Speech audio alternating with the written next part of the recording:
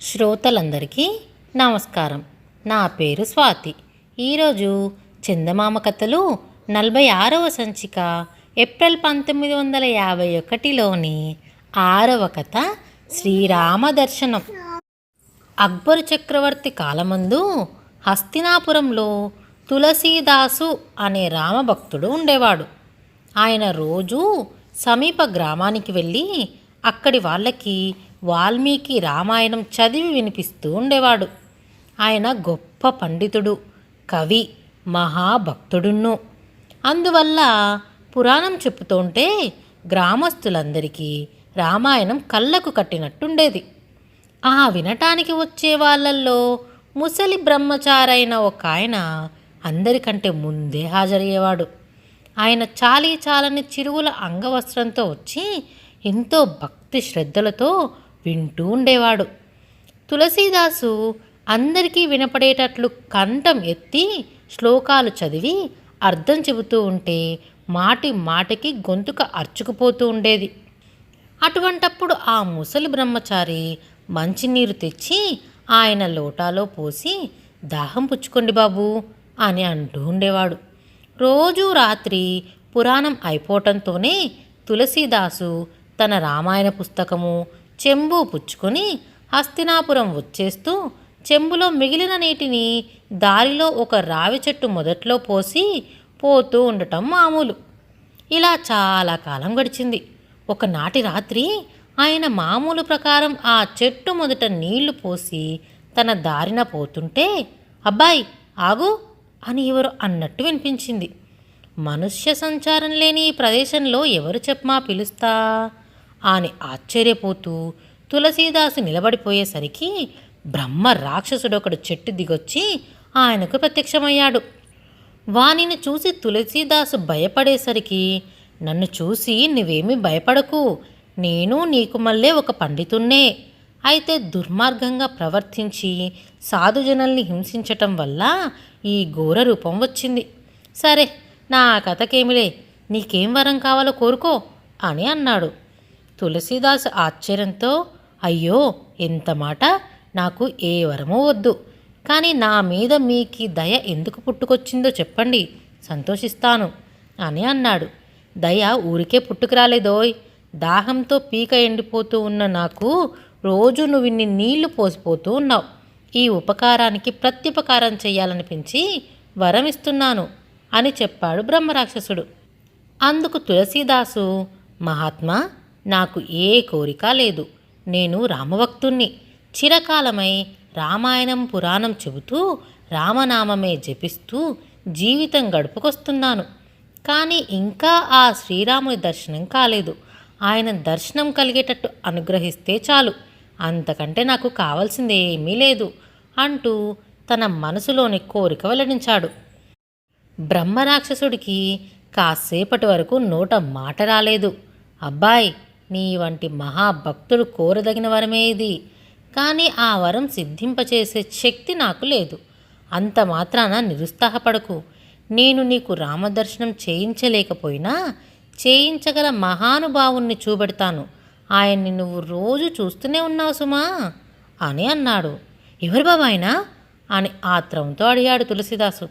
నువ్వు పురాణం చెబుతూ ఉంటే రోజు భక్తి శ్రద్ధలతో వచ్చి వింటూ మధ్య మధ్య నీకు మంచినీరు తెచ్చిపోసే ఆ వృద్ధ బ్రహ్మచారి ఎవరని నీ ఉద్దేశం? రామభక్తాగ్రేసరుడైన హనుమంతుడే ఆయన అని చెప్పాడు బ్రహ్మరాక్షసుడు. ఈ మాట వినటంతోనే తులసీదాసు బ్రహ్మానంద భరితుడై ఆ బ్రహ్మరాక్షసుడి పాదాలు ముట్టుకొని సాష్టాంగ నమస్కారం చేశాడు. వెంటనే బ్రహ్మరాక్షసుడికి ఆ ఘోర రూపం పోయి దివ్యమైన తేజస్సుతో ప్రకాశించే ఒక గంధర్వుడై నిలబడ్డాడు. మహాత్మా, నీ స్పర్శ వల్ల నా పూర్వరూపం వచ్చింది నాకు. నేనింత అదృష్టవంతుణ్ణి, నీ మేలు ఎన్నటికీ మరవను. కొద్ది కాలంలోనే నీకు శ్రీరామ కటాక్షం కలుగుతుంది, నాకు సెలవియ్యి అని వేణోళ్ళ స్తోత్రం చేసి అదృశ్యమయ్యాడు. మరునాడు తులసీదాసు పురాణం చెబుతున్నా ధ్యానమంతా మామూలుగా వచ్చి కూర్చొని వింటున్న ఆ వృద్ధ బ్రహ్మచారి మీదనే ఉంది. త్వరగా ముగించేశాడు ఆ రాత్రి. అందరూ వెళ్ళిపోయారు. ముసలి బ్రహ్మచారి కూడా పోబోతూ, ఏం దాసు, రాజకార్యం ఏదైనా వచ్చిందా? ముందుగా ముగించేశావు ఇవాళ అని అడిగాడు. తులసీదాసు ఆయనకి పాదాక్రాంతుడై, అన్నా, రాజకార్యమే ఉంది. నీకు నాకు ప్రభువైన ఆ శ్రీరామచంద్రుని దర్శనం నీవు నాకు చేయించాలి. నీ నిత్య దర్శనంతో ఇన్నాళ్ళు నన్ను కటాక్షించావు. నువ్వు ఎంత చెబితే అంత రాముడికి ఆయన్ని నాకు చూపించు అని పరిపరి విధాల వేడుకున్నాడు. ఆంజనేయుడు చిరునవ్వుతో, ఏ వేషం వేసినా నా సంగతి తెలిసిపోయిందే వీనికి అనుకొని, సరే వెళ్ళు, స్వామి దర్శనం అవుతుందిలే అని చెప్పి అంతర్ధానమయ్యాడు. ఆ రోజు రాత్రి తులసీదాసు ఇంటికి వెళ్ళి శ్రీరామచంద్రుణ్ణి ధ్యానిస్తూ కూర్చునేటప్పటికీ చిన్న కునుకొచ్చింది. ఆ కునుకులో ఒక కల వచ్చి ఆయనకు శ్రీరామచంద్రుడు సీతా లక్ష్మణ భరత శత్రుఘ్నులతో సహా ప్రత్యక్షమయ్యాడు. తులసీదాసు ఆనందానికి మేరలేకపోయింది. అలా ఎంతోసేపుగా నిలబడిపోయి ఉన్న శ్రీరాముడు తులసీదాసుని, ఏమోయ్, ఇంక నేను వెళ్ళవచ్చునా అని ప్రశ్నించాడు. ఈ ప్రశ్నకు సీతాదేవి, ఏమండి, ఇతనితో మనం చెప్పదలుచుకున్న మాట మర్చిపోయినట్టున్నారే అని జ్ఞాపకం చేసింది. ఏమిటి సెలవు తల్లి అని ఆత్రంతో అడిగాడు తులసీదాసు. అందుకు సీతాదేవి, తులసీదాసు, వాల్మీకి రాసిన రామాయణం సంస్కృతంలో ఉంది. ఆ భాష ఇప్పుడు అందరికీ అర్థం కావటం లేదు. కనుక నువ్వు రామాయణాన్ని హిందీలో రాస్తే బాగుంటుందని మా ఉద్దేశం అని అనటం, ఆ దంపతులు అదృశ్యం కావటం, తులసీదాసుకి మెలకువ రావటం ఒక్క మాటగా జరిగినాయి. సీతారాముల ఆజ్ఞ తలదాల్చి తులసీదాసు వెంటనే తాటాకులు ఘంటము తెచ్చి హిందీ భాషలో రామాయణం రాయటం ఆరంభించాడు. రామాయణం వంటి మహాగ్రంథం దీక్షగా రాయటానికి ప్రశాంతత అవసరమని తలచి ఆ ఊరు వదిలి తులసీదాసు సరాసరి కాశీలో మకాం పెట్టాడు. కాశీలో గొప్ప గొప్ప పండితులెందరో ఉన్నారు. వాళ్లతో స్నేహం చేసి తను రాసినంత వరకు ఏ రోజుకా రోజు చూపెట్టేవాడు. కొందరు, ఇలా అందరికీ అర్థమయ్యే భాషలో రాసి లోకోపకారం చేస్తున్నావు తులసీదాసు, ధన్యుడవోయ్ అని మెచ్చుకున్నారు. మరికొందరు, రామాయణం సంస్కృతంలోనే ఉండాలి కానీ మరొక భాషలో రాస్తే అపవిత్రం అయిపోతుంది అంటూ దూషించారు. ఏమైతేనేం తులసీదాసు పేరు ప్రఖ్యాతలు దశ దిశలా ఇట్టే వ్యాపించినాయి. ఒకనాడు తులసీదాసు ఆశ్రమంలోకి ఒక స్త్రీ వచ్చి ఆయనకు నమస్కరించింది. ఆయన తన వ్రాత ధోరణిలో ఉండి, దీర్ఘసుమంగళీ భవ, పుత్ర పౌత్రాభివృద్ధిరస్తు అని ఆమెను దీవించి మళ్ళీ తన మానానతను రాసుకుంటున్నాడు. ఆమె సంతోషించటానికి బదులు వెక్కి వెక్కి ఏడవటం మొదలెట్టింది. ఆయన వంచిన తల ఎత్తి, ఏమి తల్లి, ఎందుకు దుఃఖిస్తున్నావు అని అడిగాడు. అందుకామె, స్వామి, నా భర్త ఈ ఉదయమే మరణించాడు. శవాన్ని గంగ ఒడ్డుకు తీసుకెళ్లారు. నేను ఆయనతో సహా గమనం చేయటానికి వెడుతూ మహాత్ములైన మీకు నమస్కరించిపోదామని ఇలా వచ్చాను అని అంది. ఆయన నిర్ఘంతపోయాడు. తల్లి, శ్రీరామచంద్రుడే నా నోటి వెంట అలా పలికించాడు కనుక నీవు అదృష్టవంతురాలు అన్నమాట. రాముడెన్నడూ ఆడి తప్పలేదు. నా నోట ఆయన పలికించిన ఈ మాటలు కూడా అబద్ధం కావటానికి వీల్లేదు. నీవు గంగ ఒడ్డుకి పోయి శవాన్ని ఇక్కడికి రప్పించు చూద్దాం అని అన్నాడు. ఆమె గబగబా పరిగెత్తుకెళ్ళి భర్త శవాన్ని వెంట పెట్టుకొచ్చింది. తులసీదాసు శ్రీరాముణ్ణి ధ్యానించి, స్వామి, బండరాయిని లావణ్యవతిగా మార్చిన మహానుభావుడవు, నీకు అసాధ్యమేముంది? ఈయనను పునర్జీవుణ్ణి చేసి నా మాట నిలబెట్టు తండ్రి అంటూ ప్రార్థించాడు. అతడు అలా ప్రార్థించుతూ ఉండగానే ఆ శవం నిద్రలోంచి మేలుకున్నవాడికి మళ్ళీ లేచి కూర్చునేసరికి ఆ స్త్రీ చెప్పలేని ఆనందంతో పరిపరి విధాల తులసీదాసుకి కృతజ్ఞత కనపరుస్తూ వెళ్ళిపోయింది. ఈ సంగతి అక్బరు చక్రవర్తికి కూడా తెలిసి ఆయన దర్బారులో పండితులేదుట తులసీదాసు మహత్యాన్ని గురించి మెచ్చుకోసాగాడు. తులసీదాస్ అంటే కిట్టని ఆ పండితులు, ప్రభు, ఆయనకు మహత్యం లేదు, ఏమీ లేదు, అంతా ఉత్తిది. పైగా ఇప్పుడు సంస్కృత రామాయణాన్ని హిందీలో రాసి అపవిత్రం కూడా చేస్తున్నాడు. దీనివల్ల దేశానికి ఏం ఉపద్రవం వస్తుందో ఏమో అంటూ అసూయ వెలిగక్కారు. వెంటనే పాదుషా తులసీదాసుని రప్పించి, ఏమిటయ్యా, నువ్వు కాశీలో ఏదో గమ్మత్తులు చేస్తున్నావట, చచ్చిన వాణ్ణి బ్రతికించావట, నిజమేనా అని గద్దించడిగాడు.